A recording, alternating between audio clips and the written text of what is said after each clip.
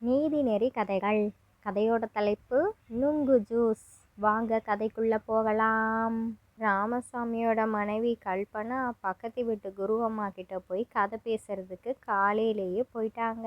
இந்த ராமசாமி தினமும் காலையிலேயே சீக்கிரமா எழுந்திரிச்சிருவாங்க. குளிச்சு கிளம்பிட்டு வேலைக்கு போகிறதுக்கு முன்னாடி ஒரு மணி நேரம் டிவி பார்க்கறது வழக்கம்.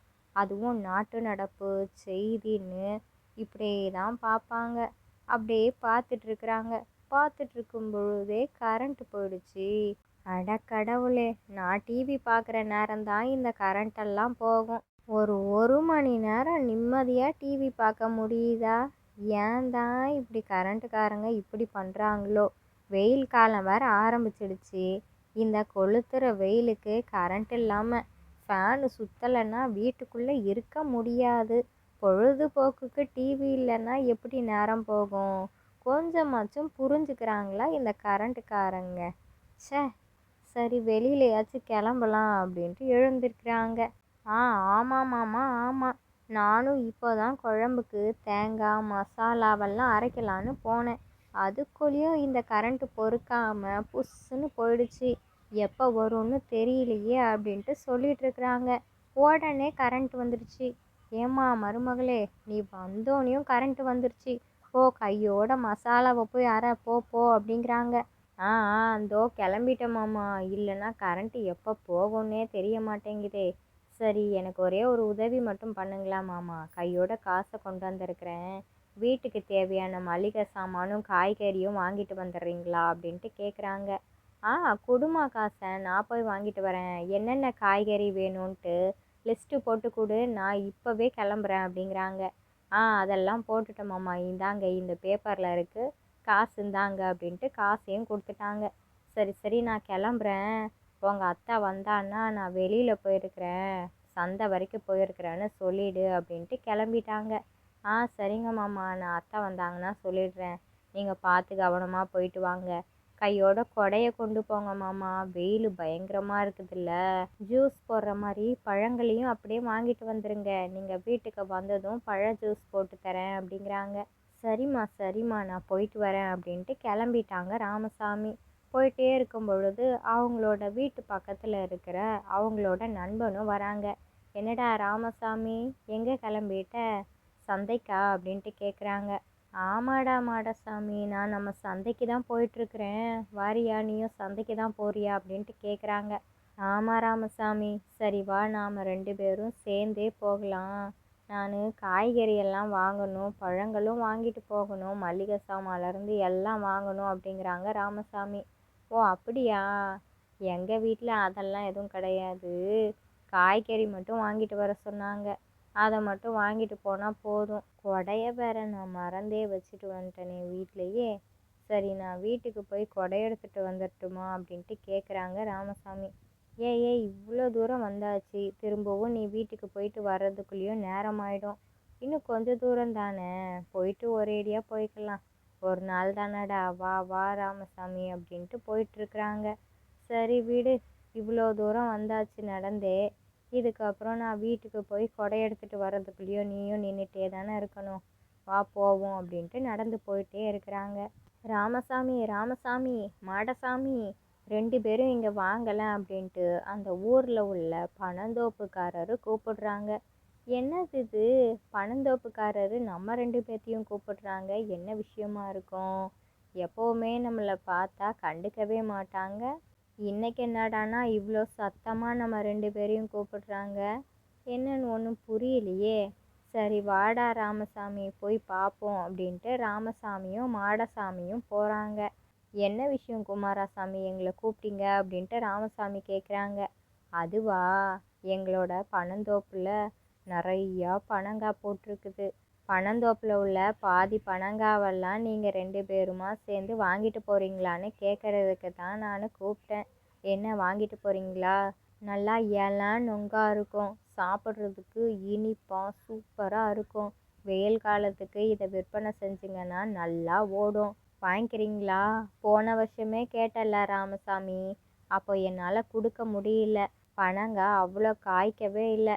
இந்த வருஷம் ஜே ஜே ஜே ஜேன்னு அவ்வளோ பனங்காய் தொங்குது கொத்து கொத்தா.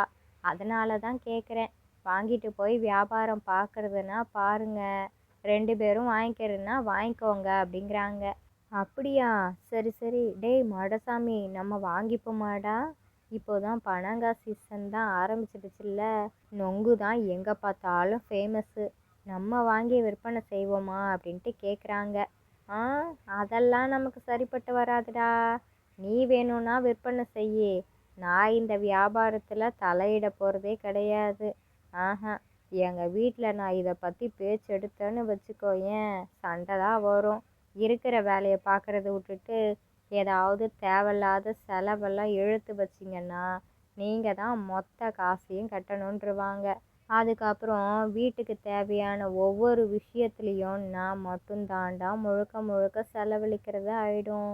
எதுக்குமே ஒரு 10 பைசா தரமாட்டாங்க எங்கள் வீட்டில். அதனாலேயே நான் காசை சம்பளத்தை கொடுக்குறேன்னா அதோடு அவ்வளோதான். கொஞ்சம் கொடு, அவ்வளோ கொடு, அவ்வளோ கொடுன்னு கேட்டேன்னு வச்சுக்கோயேன், திரும்ப எல்லாம் என் பக்கம் திரும்பிடும். நம்ம கையில் காசு நிற்காது. வீட்டில் கொடுத்தா தான். நான் பார்க்குற வேலையே காலையில் 8 மணிக்கு போனால் நைட்டு அந்தான்னு 9 மணி ஆயிடுது. இதில் வேற நான் எங்கே நொங்கு வியாபாரம் பார்க்குறது? காசை தேவையில்லாமல் எதுலேயும் போடுறதுக்கு நான் விரும்பலடா. நீ வேணும்னா பார்க்குறதுன்னா பாரு, உங்கள் வீட்டில் எடுத்து செய்கிறதுக்கு ஆளும் இருக்கிறாங்க அப்படிங்கிறாங்க. ஓ அப்படியாடா, சரி சரி சரிடா, நான் வரேன். நீ சந்தைக்கு போக வேண்டியிருக்குன்னால போயிட்டு வா அப்படிங்கிறாங்க. என்னடா நீயும் சந்தைக்கு தானே வரேன்னு சொன்ன, வரலையா? ஏன், என்னாச்சு? ஏதாச்சும் விவரம் பேசணுமா அப்படின்ட்டு கேட்குறாங்க. ஆமாம் ஆமாம் மாடசாமி, நீ போயிட்டே இரு. நான் பன்னந்தோப்புக்காரர்கிட்ட பேசிட்டு அதுக்கப்புறம் சந்தைக்கு போய் வீட்டுக்கு போக நேரமாயிடும். நீ என் கூடவே நின்றுட்டு இருந்தன்னா உனக்கும் பாவம் நேரமாயிடும்ல. மணி இப்போவே 7:30 ஆயிடுச்சு. வேலைக்கு போகிறதுக்கு நீ 8 மணிக்கு போகணும், நான் 8:30க்கு போகணும். நான் அப்படியே பேசிட்டு சீக்கிரம் சந்தைக்கு போயிட்டு வீட்டுக்கு போயிடுவேன்டா அப்படிங்கிறாங்க. சரி, நான் புறப்படுறேன் அப்படின்ட்டு மாடசாமி ராமசாமி கிட்ட சொல்லிட்டு கிளம்பிட்டாங்க. பனந்தோப்புக்காரர்கிட்ட பண வியாபாரத்துக்கான விஷயத்தெல்லாம் பேசிட்டு அதுக்கு காசையும் கொடுத்துட்டு வீட்டுக்கும் வந்துட்டாங்க. சந்தைக்கு போகவே இல்லை. மருமகளே மருமகளே, எங்கே இருக்க? இங்கே வா சீக்கிரம், நான் ஒரு முக்கியமான விஷயம் சொல்லணும் அப்படின்ட்டு கூப்பிடுறாங்க. என்ன மாமா, வந்துட்டிங்களா? இருங்க இருங்க, நான் வரேன் அப்படின்ட்டு தண்ணி எடுத்துகிட்டு வராங்க. அதுக்குள்ளேயும் ராமசாமியோட மனைவி கல்பனா, என்னங்க, என்ன முக்கியமான விஷயம்? உங்கள் மருமக கிட்ட மட்டும் சொல்கிறதுக்குன்னா அப்படி என்ன விஷயம்? என்கிட்ட சொல்கிறத விட்டுட்டு நீங்கள் அவள்கிட்ட என்ன சொல்ல போகிறீங்க? என்னாச்சுங்க, என்ன விஷயம் அப்படின்ட்டு கேட்குறாங்க. அதுவா, இரு இரு சுஜியும் வரட்டும் அப்படிங்கிறாங்க. அப்படி என்னங்க சுஜி வரட்டும் சுஜி வரட்டும்னு? சுஜி கொஞ்சம் சீக்கிரமாக தான் வாயேன் அப்படிங்கிறாங்க. வந்துட்டேன் வந்துட்டேன் அத்தை அப்படின்ட்டு சுஜி டம்ளரில் தண்ணி எடுத்துகிட்டு வந்து, இந்தாங்க மாமா, வெயிலில் பாவம் களைப்பாக வந்திருப்பீங்கள்ல அப்படின்ட்டு தண்ணியை கொடுக்குறாங்க. கொண்டாமான்னு தண்ணியை குடிச்சிட்டு விஷயத்த சொல்கிறாங்க. ஓ அப்படியா மாமா, ரொம்ப நல்ல விஷயமா இருக்கே. நீங்கள் போன வருஷமே ரொம்ப ஆசைப்பட்டீங்க, ஆனால் போன வருஷம் நடக்கலை. இந்த வருஷம் நீங்கள் ஆசைப்படாமலேயே சிறப்பாக நடந்திருக்குது. நாம் பார்க்கலாமாம்மா. இப்போது நாம் லோடு எடுக்கிறதுக்கு போகணுமா, இல்லைன்னா அவங்களே வண்டியில் எடுத்துகிட்டு வந்துடுவாங்களான்னு கேட்குறாங்க. இல்லைல்லம்மா, அவங்க வண்டியில் எடுத்துகிட்டு வந்துடுவாங்க. அதுக்கப்புறம் நாம் மாற்றி வச்சுக்க வேண்டியது தான். காசெல்லாம் கையோடு கொடுத்துட்டு தான் வந்திருக்கிறேன். அதனால் இதுக்கப்புறம் எந்த பிரச்சனையும் இல்லை. அவங்க நொங்கெல்லாம் எடுத்துகிட்டு வந்துடுவாங்க. நாம் வண்டியிலேருந்து நம்ம வீட்டில் மாற்றிட்டோன்னு வச்சுக்கோயேன், நம்ம வீட்டில் தான் ஒரு பழைய வண்டி ஒன்று இருக்குல்ல, தள்ளு வண்டி, அதில் வச்சு வியாபாரம் செஞ்சுப்போம். நான் வண்டியெல்லாம் சரி பண்ணி வைக்கிறேன், சரியா அப்படிங்கிறாங்க. என்ன நடக்குது இங்கே? மாமனாரும் மருமகளும் ஏதோ புதுசாக என்ன வியாபாரம் பார்க்க போகிறீங்களா என்ன? ஆமாம், இவ்வளோ நேரம் அதைத்தானே கல்பனா பேசிகிட்ருக்குறோம் அப்படிங்கிறாங்க ராமசாமி. அட என்னங்க நீங்கள், இந்த வயசில் போய் நீங்கள் தேவையில்லாத வேலையெல்லாம் பார்த்துட்ருக்குறீங்களே. சுஜி எப்படி தனியாவா பாப்பா? நீங்கள் வேலைக்கு போயிடுவீங்க, அப்போ அவளுக்கு ஒத்தாசையாக யார் இருப்பா அப்படின்ட்டு கேட்குறாங்க. அட என்ன கல்பனா, அவளுக்கு ஒத்தாசையாக நீ தான் இருக்க போகிற. கல்பனா, இப்படியெல்லாம் கேட்குறதுக்கு என்ன கேள்வி இருக்குது? சுஜியும் நீயும் தான் வியாபாரத்தை பார்க்க போகிறீங்க. நான் மற்றபடி எல்லா வேலையும் நான் பார்த்துட்டு வந்திருக்கிறேன். லோடு ஏற்றுறது இறக்குறது கூட நான் பார்த்துக்கிறேன். நீங்கள் விற்பனை செஞ்சு காசாக்குனா மட்டும் போதும். ஒரு மரத்துக்கு கீழே 2 சேரை போட்டு உட்காந்துக்க வேண்டியது தானே. ஆளுங்க வரப்போகிறாங்க, நொங்க சீவி சீவி தரப்போகிறீங்க, வேற என்ன அப்படிங்கிறாங்க. சரி சரி, நான் போய் லோடு எடுத்துகிட்டு வரேன் அப்படின்ட்டு கிளம்பிட்டாங்க ராமசாமி. அதுக்கப்புறம் சுஜியும் கல்பனாவும் பேசிகிட்டு இருக்கிறாங்க. நான்லாம் வரல, நீ வேணும்னா நொங்கு வியாபாரத்தை பாரு, எனக்கு அதெல்லாம் சரிப்பட்டு வரும்னு தோணலை. வெயிலுக்குள்ளே நான் எங்கே அலைஞ்சிட்ருக்கிறது, நான் வீட்டு வேலையெல்லாம் பார்த்துக்கிறேன், நீ வேணும்னா வியாபாரத்தை பார்த்துக்கோ அப்படின்ட்டாங்க. சரி அத்தை, சரி நான் பார்த்துக்கிறேன், நீங்கள் வருத்தப்படாதீங்க அப்படிங்கிறாங்க. நான் எங்கே வருத்தமெல்லாம் படுறேன், எனக்கு வெயிலுக்குள்ளே அலையிறதுக்கெல்லாம் நமக்கு பிடிக்காது. அதுலேயும் எங்கே மதியானம் காலையில் வியாபாரம் நடக்காது, மதியானத்துலேருந்து சாயங்காலம் வரைக்கும் தானே. அப்போது எனக்கு தூக்கமெல்லாம் கெட்டு போயிடும். நீ தூங்க மாட்ட, நீயே பாரு அப்படின்ட்டாங்க. சரி அத்தை, மாமா வந்திருப்பாங்கன்னு நினைக்கிறேன், நான் போய் லோடு வந்துருச்சான்னு பார்க்குறேன் அப்படின்ட்டு வெளியில் வந்துட்டாங்க. லோடெல்லாம் வந்துருச்சு. வண்டியை சரி பண்ணிட்டாங்கல்ல, அவங்க வீட்டு தள்ளு வண்டியில் எல்லா நொங்கையும் அடுக்கி வச்சுட்டாங்க. சரி அத்தை, நான் போயிட்டு வரேன், சரி மாமா நான் போயிட்டு வரேன் அப்படின்ட்டு நொங்கு வியாபாரத்தை பார்க்குறதுக்கு அன்னைக்கு அந்த ஊர் முழுக்க சுற்றிட்டு போயிட்டுருக்குறாங்க. வியாபாரமே இல்லை, வெயில் மண்டையை பொழக்குது.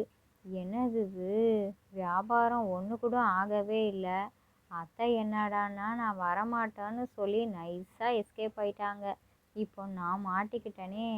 சரி, நான் மாட்டிக்கிட்டேன்னு ஏன் சொல்லணும், எனக்கு பிடிச்சி தானே இந்த வேலையை நான் பார்க்க ஆரம்பிச்சிருக்கிறேன்.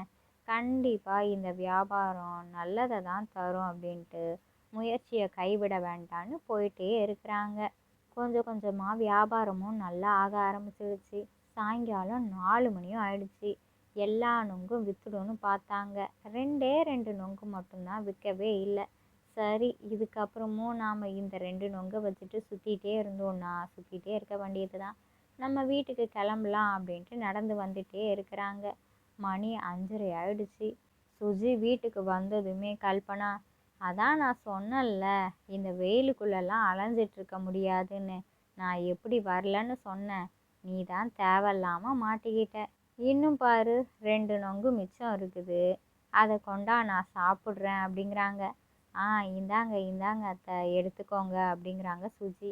நீ ஏன் உன்னோட கையால் வெட்டி கொடுத்துறேன் சுஜி, நான் உள்ளே போகிறேன், நீ வா அப்படிங்கிறாங்க. சரி அத்தை, நீங்கள் உள்ளே போங்க, நான் அதோ வந்துடுறேன் அப்படின்ட்டு ரொம்ப சோர்வாக இருக்கிறாங்க. அப்போ அவங்களோட மாமனார் வெளியில் வராங்க. என்ன சுஜி வந்துட்டாளா? சுஜி, சுஜி, இன்னைக்கு என்ன வியாபாரம் நல்லபடியாக முடிஞ்சுதா? நீ தான் பார்க்குறதுக்கு ரொம்ப களைப்பாக இருக்கிற, பாவமாக இருக்கு உன்னை பார்க்கும் பொழுதே. சரிம்மா, இதுக்கப்புறம் நான் உனக்கு ஒத்தாசையாக வரேன் அப்படிங்கிறாங்க. இல்லைல்ல மாமா, அதெல்லாம் எனக்கு எந்த பிரச்சனையும் இல்லை, வெயிலோட தாக்கம் கொஞ்சம் அதிகம் இல்லை, அதனால தான், மற்றபடி வேற ஒன்றும் இல்லை, போக போக எல்லாம் சரியாயிடும் அப்படிங்கிறாங்க. சரி சரிம்மா, சீக்கிரமாக உள்ளவா, அத்தை சமையல் வேலையெல்லாம் முடிச்சிட்டா, நாம் எல்லாரும் ஒன்றா உட்காந்து சாப்பிடுவோம் அப்படிங்கிறாங்க. சுஜியும் நல்லா முகம் கால் கையெல்லாம் கழுவிட்டு குடும்பத்தோட ஒன்றா உட்காந்து சாப்பிட்றதுக்கும் போயிட்டாங்க. ஒரு வழியாக எல்லாரும் வயிறு நிறையா திருப்தியாக சாப்பிட்டு முடிச்சிட்டாங்க. சுஜிக்கு அப்போ தோணுது, நம்ம ஏன் இப்படி ஊர் ஊராக சுற்றி சுற்றி போகணும், அதெல்லாம் வேண்டாம், தனியாக ஒருத்தராக போகிறது ரொம்ப கஷ்டமாக இருக்குது. இது நம்மளோட அத்தையை கல்லால் உட்கார வச்சுட்டு நாம் நுங்கு ஜூஸ் போட்டு தந்தோன்னா ரொம்ப சுலபமாக இருக்கும். அத்தை காசெல்லாம் வாங்கி வாங்கி போட்டுப்பாங்க, அவங்களுக்கும் எந்த தொந்தரவும் இல்லாமல் சந்தோஷமாக இருக்கும். நான் நுங்கு ஜூஸை போட்டு போட்டு கொடுத்தேன்னா களைப்பும் 2 பேர்த்துக்குமே இருக்காது, ஒன்றாவே போயிட்டு ஒன்றாவும் வந்துடலாம். அத்தை வெயிலுக்குள்ளே போகணுன்னா தானே கஷ்டமாக இருக்குன்னாங்க. இந்த யோசனையை சொல்லி பார்ப்போம் அப்படின்ட்டு அவங்க வீட்டில் உள்ளவங்க கிட்ட சொல்கிறாங்க. இந்த யோசனை சூப்பராக இருக்கே, இதுபடியே பண்ணுவோம், நாளைக்கு நான் வர்றேன், வெயிலுக்குள்ளே நீ போகிறன்னு சொன்னதுக்கு தான் நான் வரலன்னேன், மற்றபடி நிழலில் உட்காந்துக்கிட்டே பார்க்கணுன்னா எனக்கு எந்த பிரச்சனையும் இல்லை, உன் கூட வரேன், வீட்டில் எனக்கும் போர் அடிக்குது, இன்னைக்கு மதியானத்துலேருந்து சாயங்காலம் வரைக்கும் எனக்கு பொழுதே போகலை, எவ்வளோ வாட்டி கரண்ட்டு வேற போயிட்டு போயிட்டு வந்துச்சு தெரியுமா? உன் கூட வந்திருந்தாவாச்சும் ஏதோ பொழுது போயிருக்கும், நம்ம 2 பேரும் ஜாலியாக இருந்திருப்போம் அப்படிங்கிறாங்க. சரி சரி அத்தை, நாளைக்கு நீங்கள் கஷ்டப்படாத மாதிரி நான் அதுக்கான ஏற்பாடுகளை செய்கிறேன் அப்படிங்கிறாங்க. அதுக்கப்புறம் எல்லாரும் தூங்கிட்டாங்க. மறுநாள் காலையிலையும் விடிஞ்சிருச்சு. ஒரு பெரிய மரமாக பார்த்து மரத்துக்கு கீழே உள்ள நிழல்ல அந்த தள்ளுவண்டி கடையை வச்சுட்டு நிறையா நொங்கு அடுக்கி வச்சிருக்கிறாங்க. ஜூஸு போடுறதுக்கும் மிக்ஸி ஜாரெல்லாம் எடுத்துகிட்டு வந்திருக்கிறாங்க. நல்லா அழகழகான கண்ணாடி கிளாஸையும் வாங்கியிருக்கிறாங்க ஜூஸ்க்காகவே. கடை என்னமோ சின்ன கடை தான், ஆனால் ஜூஸ் எல்லாம் செம்ம ஃப்ரெஷ்ஷாக இருக்கும். அந்த ஊரில் உள்ள ஜனங்க எல்லாம் நொங்கு ஜூஸுன்னோனையும் நிறையா பேர் வந்து வந்து வாங்கி குடிக்க ஆரம்பிச்சிட்டாங்க. வியாபாரம் நொங்கு விற்பனை செய்கிறத விட நொங்கு ஜூஸுக்கு அதிகமான வருவாய் கிடைக்க ஆரம்பிச்சிடுச்சு. சுஜியும் கல்பனாவும் ரொம்ப சந்தோஷத்தோட அந்த வியாபாரத்தை பார்த்துட்டே இருந்ததில்ல, காசு மேலே காசு நிறையா சம்பாத்தியம் பண்ணிட்டாங்க. இந்த கதையிலேருந்து நாம் என்ன தெரிஞ்சுக்கணும் அப்படின்னா, நாம் ரொம்ப கஷ்டப்படுறத விட மூலதனமாக எப்படி நம்ம ஸ்மார்ட்டாக ஒர்க் பண்ணணும் அப்படிங்கிறத பார்க்கணும். நேராக மூக்கை தொடுறதுக்கும் தலையை சுற்றி மூக்கை தொடுறதுக்கும் எவ்வளோ வித்தியாசம்.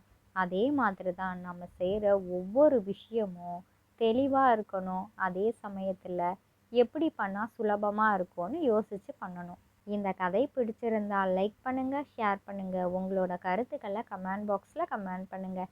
இது மாதிரி சுவாரஸ்யமான கதைகளெல்லாம் பார்க்கணுமா? ப்ளீஸ் நம்மளோட சேனலை சப்ஸ்கிரைப் பண்ணுங்கள். இதோட இன்னொரு சூப்பராக சுவாரஸ்யமான கதைகள் வீடியோவில் பார்க்கலாம். ஓகே, பாய்.